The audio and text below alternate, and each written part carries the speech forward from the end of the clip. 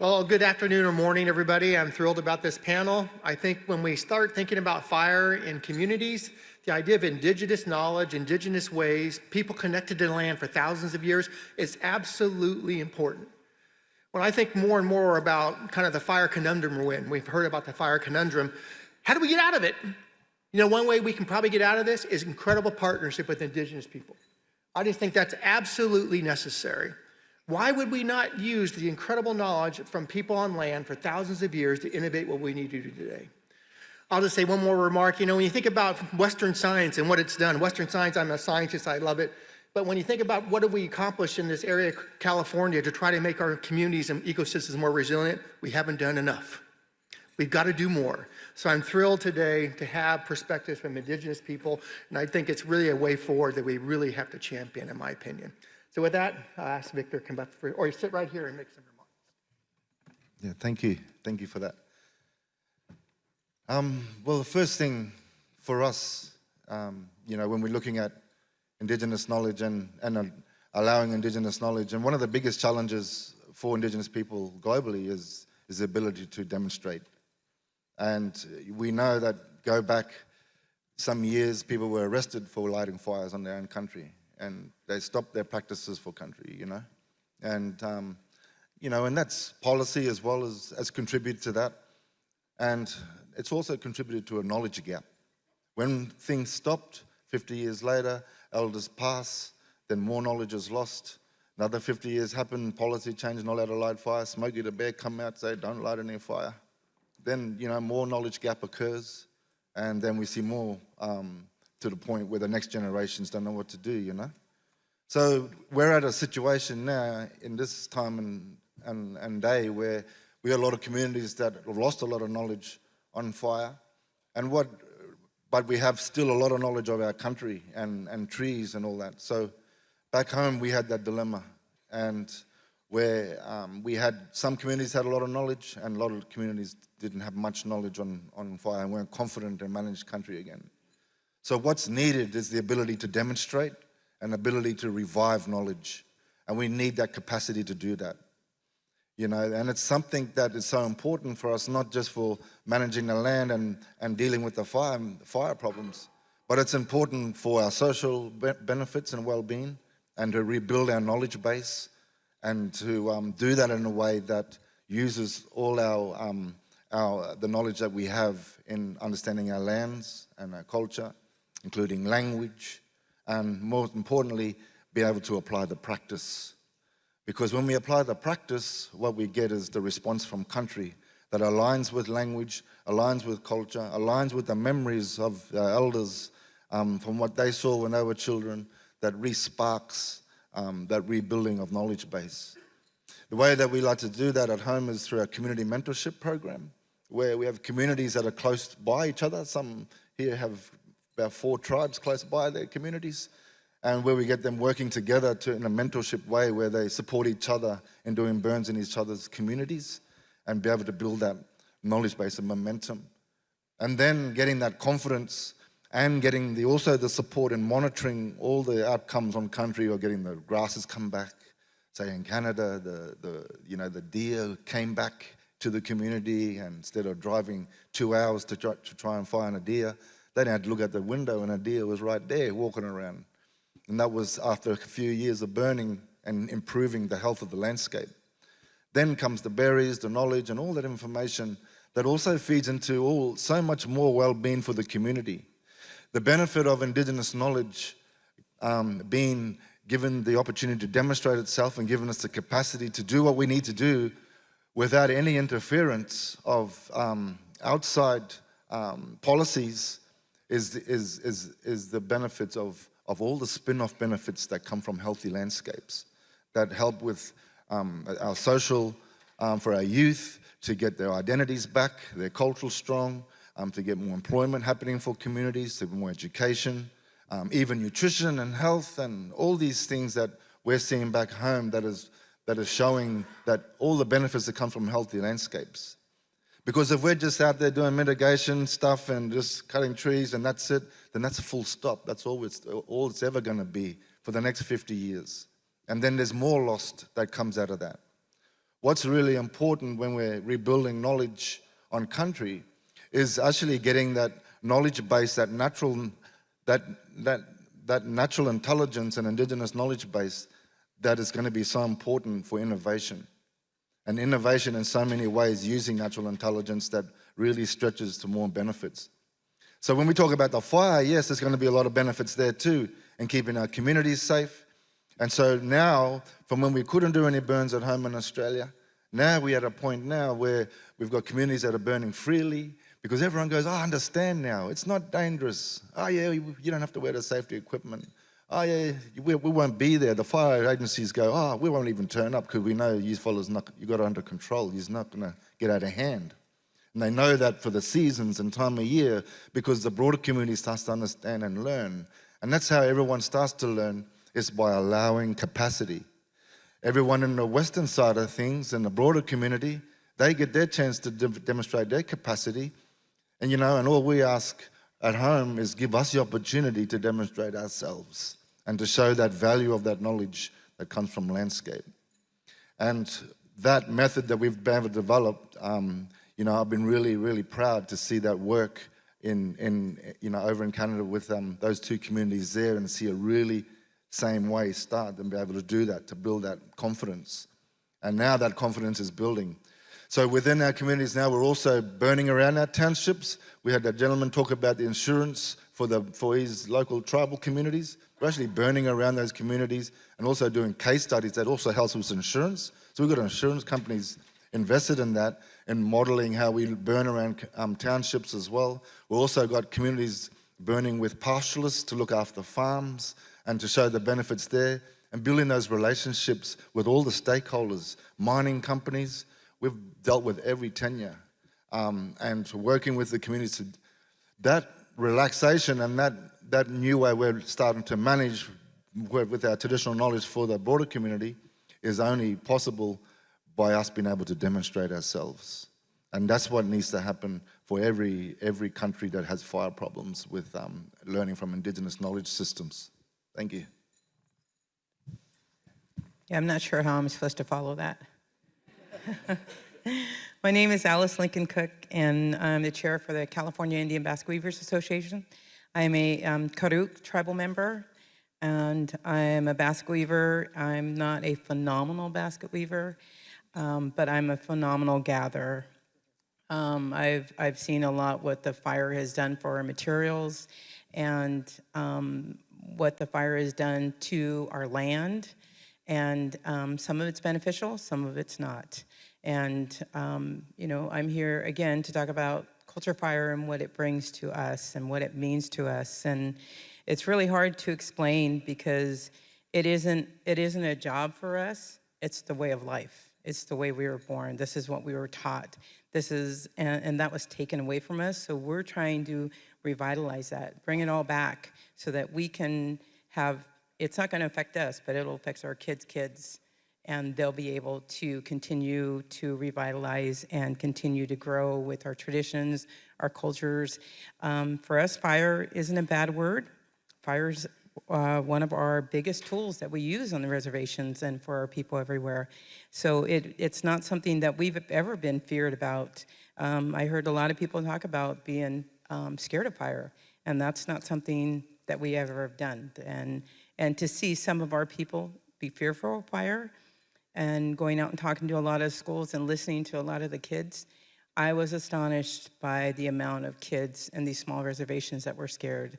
And I said, we need to change things. We need to get back to where we came from, and we need to change that direction, because that isn't the way we were raised. And so it is really important that we're able to revitalize that, bring it back, and do all those things again. Ron is doing amazing work. Victor's doing amazing work. Siba, we're trying to get, we're not anywhere where these guys are, but we're coming from a different direction of plant materials, safe places for basket weavers to go out to. But in reality, we're all in this circle where fire affects everything we do. It affects our food, our water, everything. It's built around fire. That's our life again. We started a program, we didn't start a program, we revitalized a program that was started by Laverne Glaze. She's no longer with us, and she is a Karuk tribal member, and she started a program called Following the Smoke. With that program, she was able to burn small areas on Six Rivers National Forest, and she built partnerships everywhere. That was about building partnerships so that they could help have these small culture fires for basket weavers. I was fortunate enough that her 2 daughters were still alive, so they helped us rebuild. And we had several basket weavers in the communities to help us rebuild and revitalize that program. And we built phenomenal relationships with people, state parks, national parks, BLM, Caltrans, built wonderful relationships. And some of them, they couldn't do anything to help us because they were so federally regulated, they couldn't do anything. But they were standing behind us, supporting us, and believing in our program, and that was important. Well, after Following the Smoke, we moved on to a program called Rekindling the Fire, and with that one, we moved throughout the state of California. We worked with Ron on this as well, and we would put on demonstration burns in different locations, and we would teach people about fire, about the canopies, about the land, about the entry, exits, whatever we could do to educate them on fire in these areas. And we worked with a lot of tribal communities on this, so we were able to teach, educate, and also offer red cards, which Ron is firmly against, right, Ron? So, yeah, so then after that one, we are now going through another program, which is involving youth.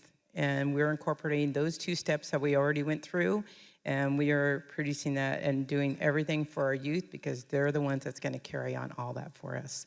So that's what we're doing with SIVA to try to rebuild and keep our culture alive. And it's so important. It's so important, and we appreciate being able to be here on this land, to be able to sit at the table and have you guys listening to us and understanding how important it is to us and how it's a way of life for us. One of the things that's really important to me is our ceremonies that we have. In our ceremonies once a year, we're praying for our food, our shelter, our people, our land, everything for our world. And we dance barefooted. We put our feet on the ground. And if our ground isn't healthy, we're fighting a battle to make this balance right. And so with this, I believe this is very unbalanced in our fire, and hopefully we can get that back. One of my favorite quotes by my brother was like, we have pissed off Mother Nature, and now we have to figure out what ways we can help her gain and restructure so that we can be better balanced. Yeah, so that's one of my favorites. But yeah, we're trying really hard. We're all trying, and these guys have got wonderful, bigger programs than me, bigger programs than SIVA, but we have enough small programs going around that we're able to build and continue to bring back what we feel is really vital, and we feel it's vital to educate you guys on those. I hate the 1-minute sign thing. I didn't even see the 5-minute one. Did that come up? No. So yeah. Anyways, I'm gonna let Ron talk because he's comes with an enormous amount of knowledge. So I'm gonna let you go with that.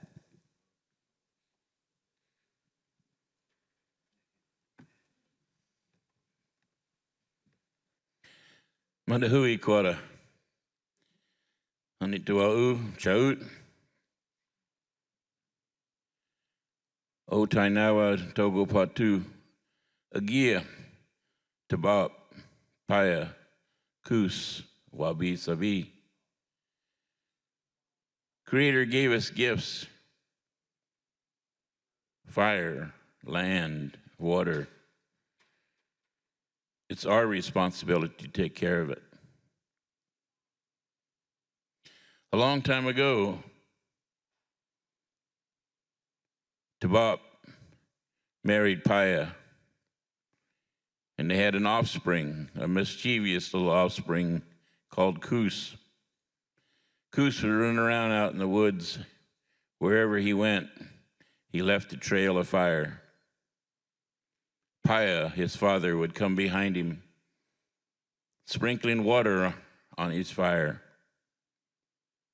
His mother, Tabop, came behind, and she planted flowers and fresh plants. Today, when we have a wildfire, today when we have any kind of fire, that's exactly what happens. Put a little water on it, wait for a little water to come, and voila, Mother Nature will dress herself up and look beautiful with all her flowers and all her plants. This is what's important. But where we are today with wildfires and where we are with agencies, and you listen to the wonderful talks this morning, and I know they were just talks, but they got to go someplace. I don't know who any of you are,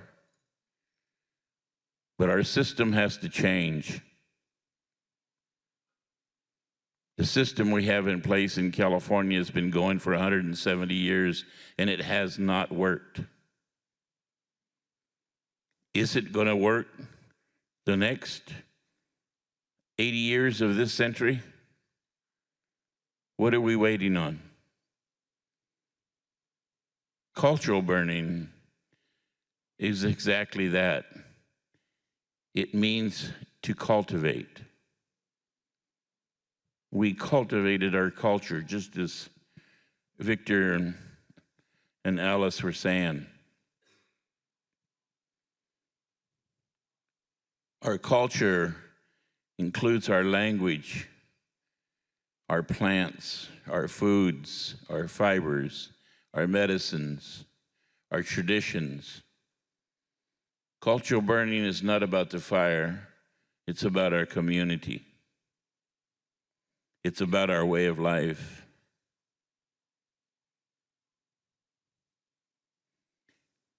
I've been burning now for 30 years.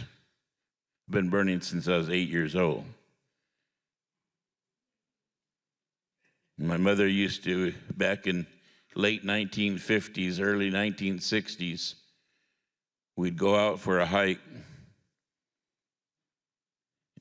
and she'd have an apron on, acorns in one side of it, a soapstone rock in the other, and she'd be cracking her acorn as we walked along, and she'd be telling stories and singing songs, and then talking about the plants. And we'd get to a sourberry plant, 3-leaf sumac, and she'd say, "No more berries. No more sticks for baskets. Look at the stalk. It's aging. It needs to be burned." I said, "Well, what are you going to do?" She goes, "I'm going to burn it." I said, "Yeah, but you know you're going to get arrested." She said, "Yeah, we live 20 minutes from the town. It'll take the fire station 20 minutes to get ready, so I got 40 minutes. By the time they get here, it'll be burnt down. I'll have it fixed." And they came. They seen the smoke. They knew it was her, not her first trip. And they talked about resting her, and they talked about all these things to her. But she did it again, because that was what's important, to keep her culture alive. Now today, one of the things that we're doing as a tribe is we're working statewide, but we're actually working with numerous other states.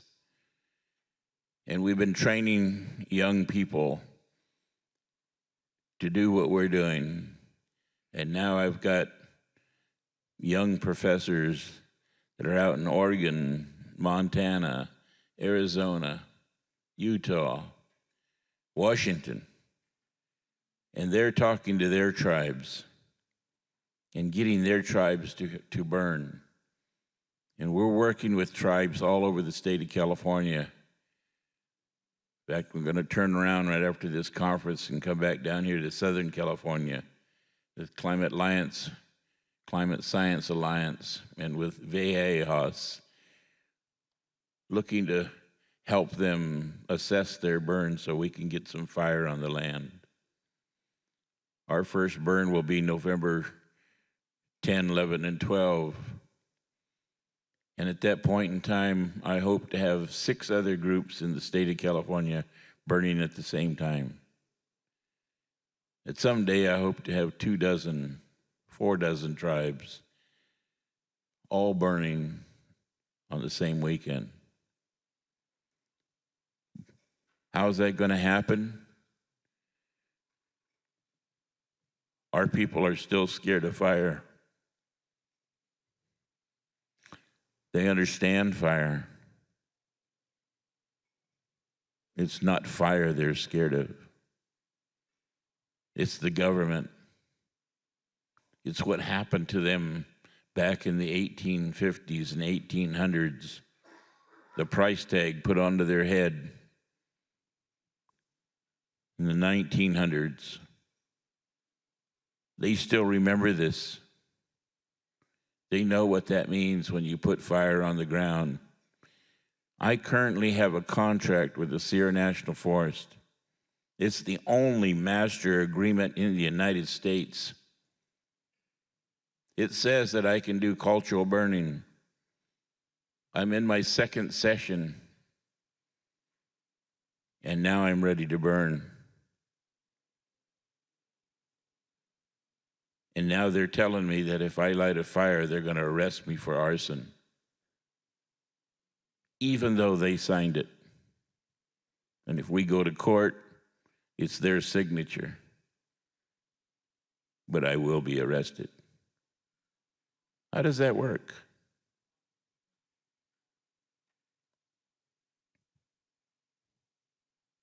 How does that work?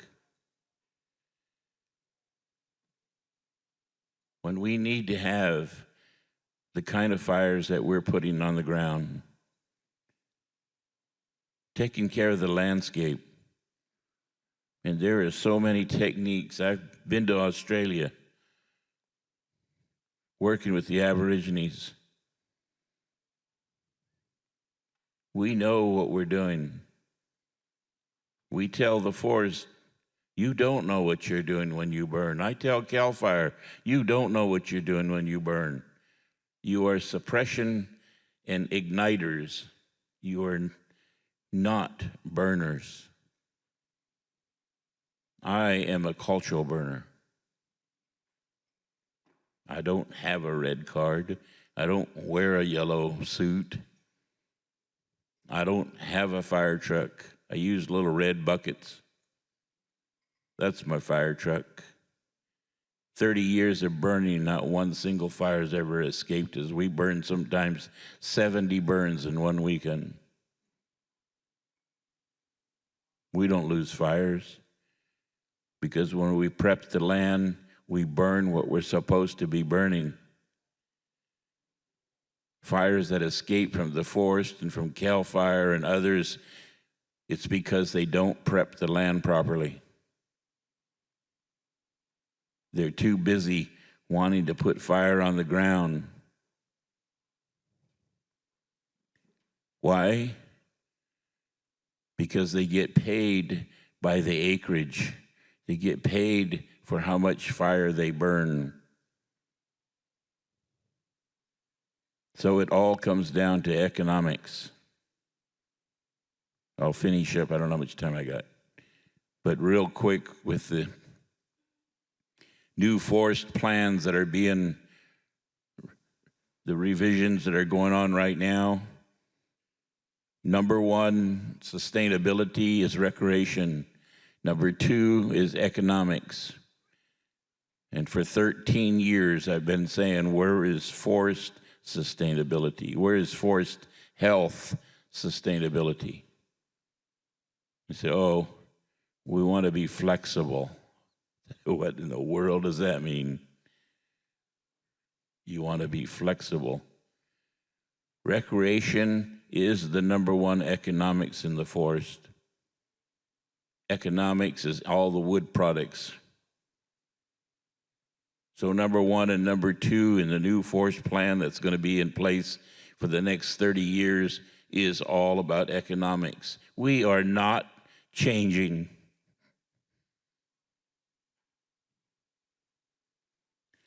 We are not changing our colonial concepts, whether they work or don't work. When are we going to get it? When are we going to understand that the indigenous people have been burning for thousands of years? We know a little something about science.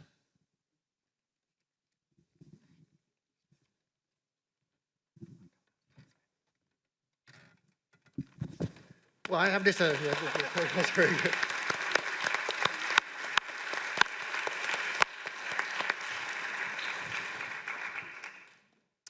Well, those are some pretty powerful ideas, concepts, philosophies, and we're going to have time for questions from you, because I imagine some of you might have some questions.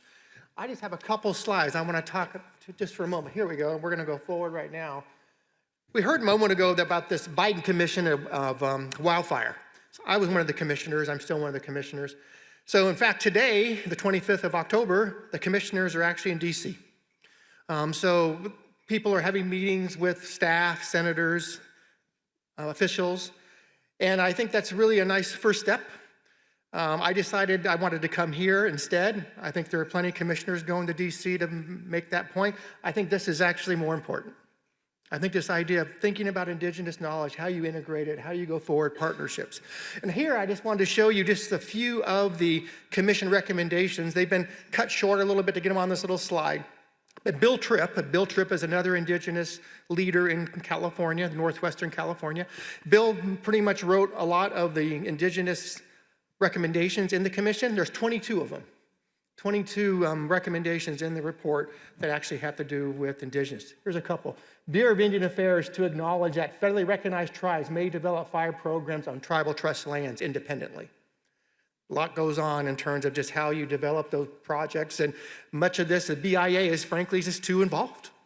And the indigenous people want to have more opportunity to do it themselves. Congress should acknowledge tribal culture burning in federal law and ensure it is not confused with prescribed fire. Just heard a moment ago about kind of cultural burning, how different it is with prescribed fire. I think it was Ron that told me when I went to one of his cultural burns that, Scott, you do industrial burning. I've done about 130 prescribed fires in my career in different places. And I first heard that, I go, wow, what is that? And that's pretty crazy, you know? And then I had more conversations with Ron, and I realized it's probably not a bad characterization. You know, I burn larger tracts, broader objectives, try to get acres treated. I go burn with Ron, we can spend a whole weekend and burn maybe a place 3 times the size of this room. Different plants being prepared, different prunings, different burning activities. So you're burning for a very specific purpose, and it is very different than what I've done.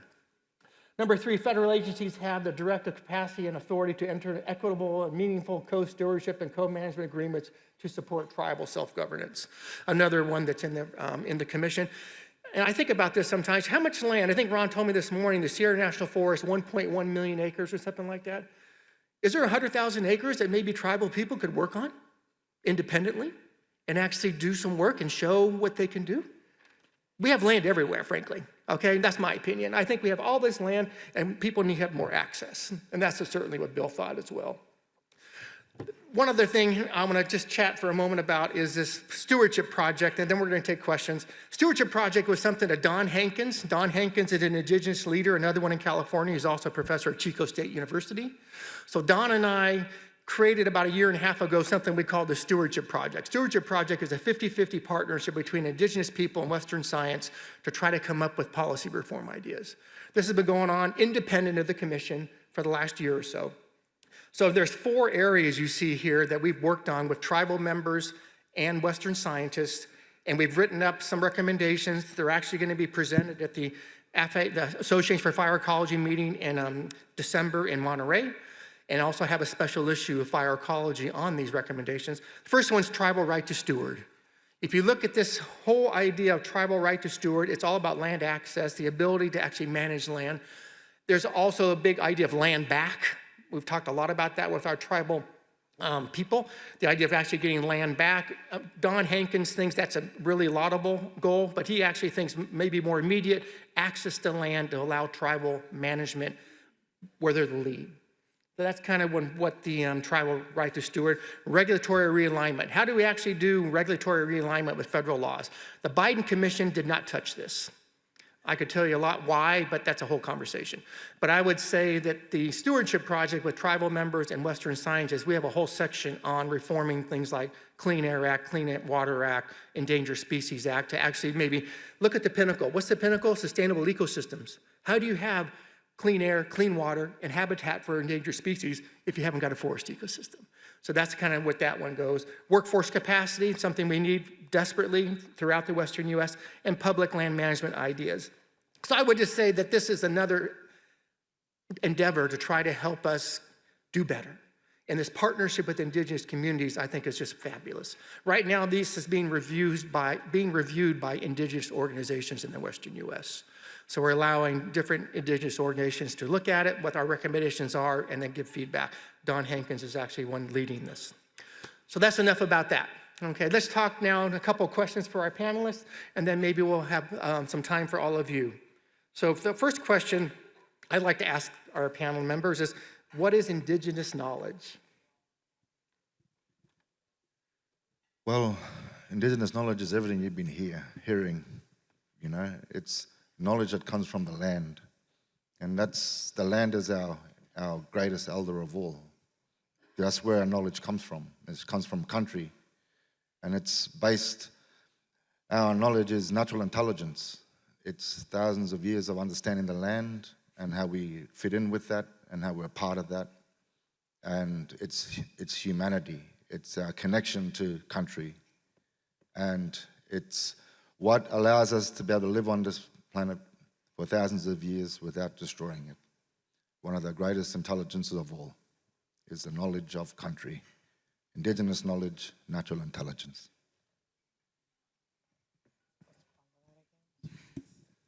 So for me, and it's not different, it's the same thing, but I think for me, it's my ancestors and what they have brought to us. And again, that comes the knowledge, the land, everything that we live by. It comes from our ancestors. It's carried down. That's where our knowledge is. And I think it's vital. I think our ancestors are super important for that. And that's, my grandma's grandma telling us how we burned on our land for our plants, telling us how that was taken away and how we rebuild it, what we do. That's all part of that knowledge. But again, putting your feet on the ground, feeling the land, knowing your people, and being a part of your history and your ancestors and carrying that on. Does this one work yet? Does it? One of the things is that I try to be connected worldwide with Indigenous folks everywhere. Like I said, I've been working with my Aborigine friends out of Australia. They've been here, I've been there.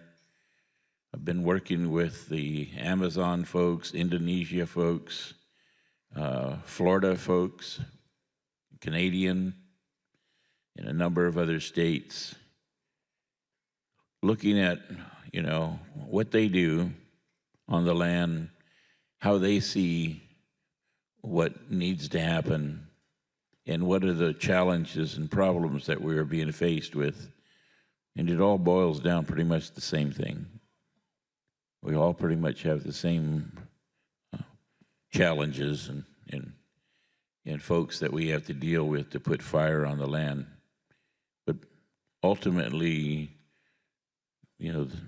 it's about community, and it's about our culture. Thank you. I think I'll ask one more question, then after that, I'll ask some questions from the audience. The next question would be what does case studies mean to an Indigenous knowledge holder? The idea of case studies. You always hear about case studies, but how would you comment on that, if you could give us some comments about that? So one of the things that, I'm pretty adamant about is I'm a writer. You know, I've been writing for a while, do a lot of speaking, but case studies just turn me inside out.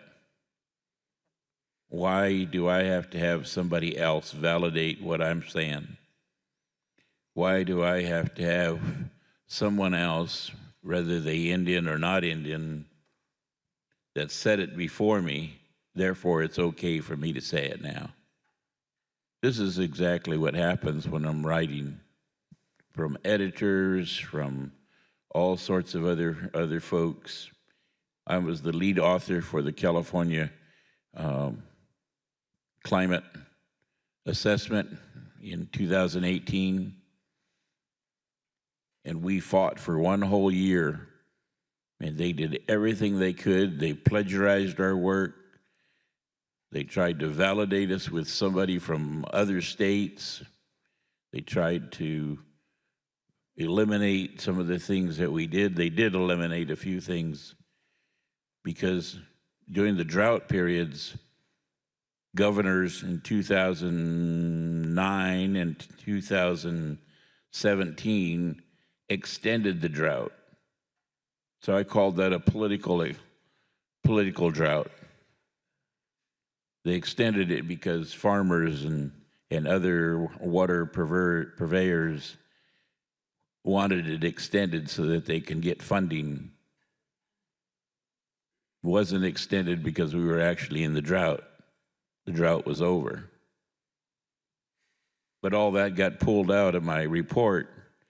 Oh, you can't blame the governor for that. You can't say the governor did that.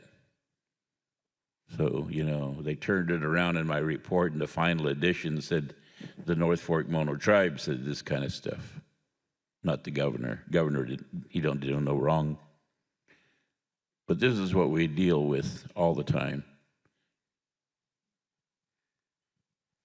So case studies for me, I wouldn't consider them useless, but they're very low priority to me because when I see them, I'm thinking, who did they ask? Who did they ask? Because anybody in my community would have not answered that way. Anybody in the Native communities that are within, that I know would not have answered that way. So, the case studies to me, like I said, they're not completely useless, but they don't seem like they're asked to the right people. So, you get information, and when it's publicized, you're like, how is that even relevant to? So yeah, the case studies to me are very low priority because I don't feel that they're asking the right people for those case studies. If you're wanting to know something, and then again, we're not, some of the questions that are asked, and like Ron has mentioned, we answer them, and we answer them the way that we feel is right and the way that we were raised and the things that we believe, but then those are deleted because they can't be said or used, or words can't be used like that. So again, we're put in these little categories, these structures of what we can and we can't do. So, again, very low priority for me on case studies. Case studies for us is something that we don't allow other agencies to do with our knowledge. Simply because they take it and then they turn it around and then they twist it and then it's not the right thing then, and then they change it and it's not the right information to country. Case studies are only done for a demonstration of us doing what we need to do, the real job, an actual job, not mucking around. The time of having them testing this burn and putting a fence around that little bit of country to stop fire in there and to put a fence over there and a fence over there, we don't do that no more. We already know what we're doing. We know what job it needs to be done. What needs now is a demonstration on a broad scale to show the benefits right across the board. That is the real jobs and getting on with it. And case studies is now just us demonstrating our own stuff, And I've seen in the past where people come to our workshops and they look at doing case studies and we sort of let them come for the beginning. Then I saw ecological burning become born. They come and write all the information down and take it away. There was no ecological burning before then. That was back in the 90s. And then now they come out, the same people I see come to our workshops and come look at, they come out, now we've got ecological burning. It's not cultural burning. Our burning is the ecological burning. They took all that indicators and knowledge and knowledge of soils, and then they change it, and that separates knowledge, and that separates people, and that separates society. So that's why it's dangerous, why there's only one fire. That's the right fire. Not a prescribed, not a hazard reduction, not a this, not a that, and not separate. Oh, cultural separate because there's all this, you know? And that's why it's about demonstration and letting us get it on with the job and showing those benefits and involving the broader community to see those benefits and to also share those benefits as a part of the real life case study. No more studying anymore. We're the most studied people in the world. You know? We know what we're doing. Allow us the opportunity to demonstrate and share that, because we're also sharing people too. And we care for you, we care for the whole land, and we want the country to be there for all the children in the future, and our knowledge valued in the future. And the minute that you come in, or anyone comes in, and we want to do a case study on country, when I want to do a burn on country, and actually burn country, and they come in and say, oh, no, we don't think you should burn, we're not going to give you the permit, or they say, oh, we think you should be doing this and that. The minute they say and put in something on our burns, it's no longer Indigenous knowledge. It's being turned into something else. And that's why we need purely the opportunity to demonstrate and show the benefits. And like Oldfellow said, Ron said, we say Oldfellow in respect for elders. But like Ron said, we haven't had a fire escape. He hasn't had a fire escape. We've never had a fire escape. It's still to this day. And even with the changing climates and changing landscapes, it doesn't make any difference. It still don't get away. And so we should be able to demonstrate ourselves, and we've shown that confidence already, and we've already shown that across many countries. Thanks. Well, thank you very much. So we got time for some questions from the audience. If there's anybody who would like to ask a question, we got a couple up here in the front. One question is all? Oh. How about right here in the front? Quick. Thank you, and thanks so much for sharing that. I'm actually coming from, my first career has been a foreign service officer. I've spent decades overseas, and I'm coming back to my native state of California, and I'm shocked at the gap between the Indigenous expertise and how it is not intertwined with what we're doing. So I've got a twofold question. Does CAWFC have a position, or any of the county levels, do they have positions for Indigenous leaders to have that voice at the table on a regular basis? Because I'm sort of seeing an us and a them. There's a divide here visually. Secondly, in terms of, I don't know if there are going to be action items at the end of today, but might an action item be, could all of us accompany you in actually experiencing, being trained on, just experiencing your cultural burning practices and learn from you, not to hijack or create a case study, but how might we be able to sort of learn by your side and underneath with your wisdom? Answer to your second one is certainly. Last February I had 200 people at my burn, and we have colleges and organizations, community, agencies, students. You want to be there, we'll invite you, not a problem. Per the agencies, and especially CAL FIRE, most of the agencies have tribal liaisons now. Not all of them are tribal, but at least they're making the attempt to bridge between their agency and the tribes.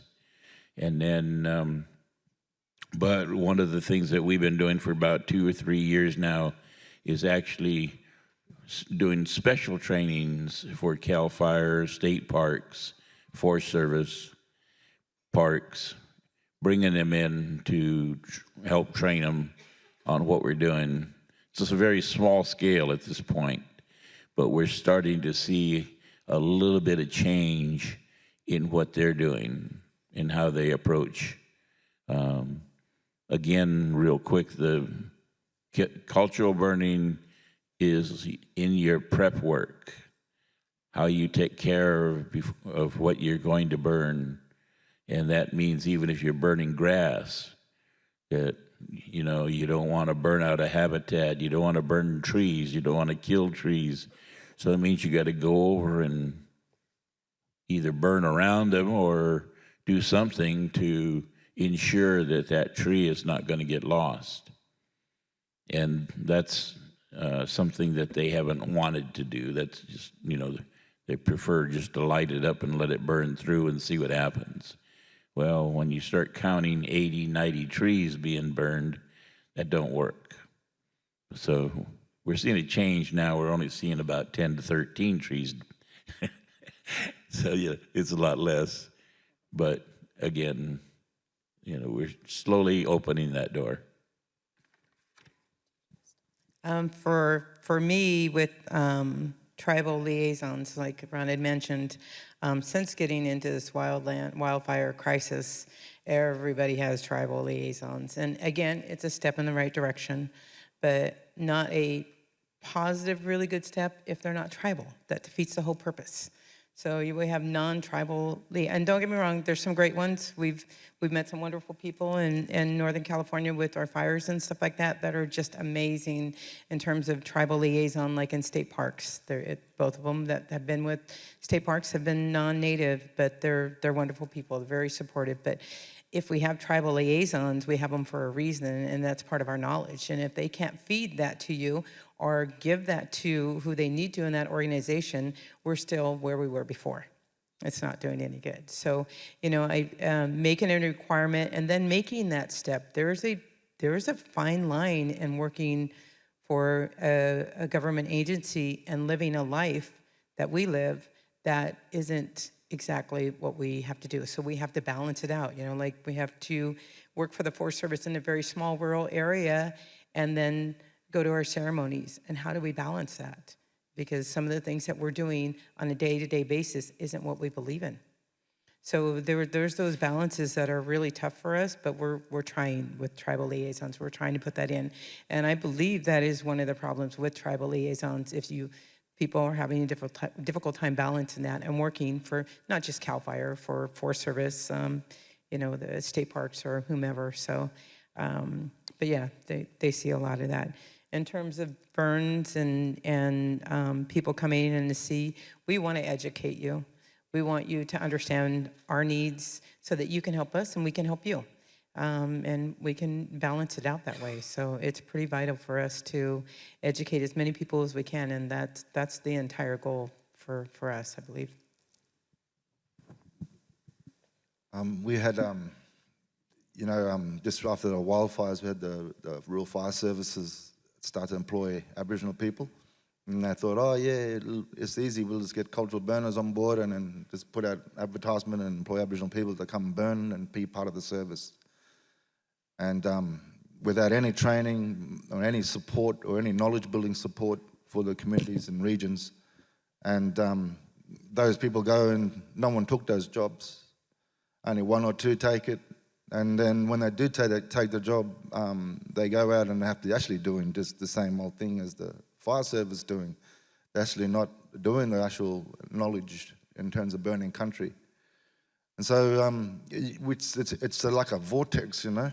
You get, the young people get employed, just get sucked into the same old practice that goes round and round and round, burning the wrong way for our country and doing the wrong thing for our landscapes. And when they see that, they get hurt culturally, then they leave the job. Then now that's fallen over now, see? And we're telling them, you know, we want to work with the fire services by giving us the opportunity to lead the burning on the ground. Like I said when I talked yesterday, we need the firefighters. We've got to have the firefighters. And we don't want to take that away. That's got to be there because it's a transition. And it's going to be a transition over a few generations from now. We're going to be all gone before we see the benefits in the future. All of us in this room. We are the turning point. And we have to be the turning point. And this is a global issue. This is not just one country. And that's why we need that opportunity to be able to lead and demonstrate and allow the service to say, yes, we'll support another division of land managers. We work together, we support each other, but allow the mob to be able to manage the land and lead our own way, because then the young people will be inspired. They'll see the benefits. They'll see the good for our own country. We'll see the extra benefits socially for communities and also for the broader community. We'll see how that expands and demonstrates itself. But it's not going to work if they're just going to say, well, we're going to employ some Aboriginal people or whoever, native people, and just put them on the service and, okay, we got someone there of colour, we're doing cultural burning. Nah, that's not the right way, because remember, we're rebuilding, we're on a big transition here. Allow us to be able to set up the fire service, because we don't want to take over the fire job. We need everyone on board to do this. No one can do it on their own, but we do need to understand that we need to have the knowledge system respected, because that knowledge system has the solutions and answers in there. So give it the capacity it needs and support it. Don't try and take it over.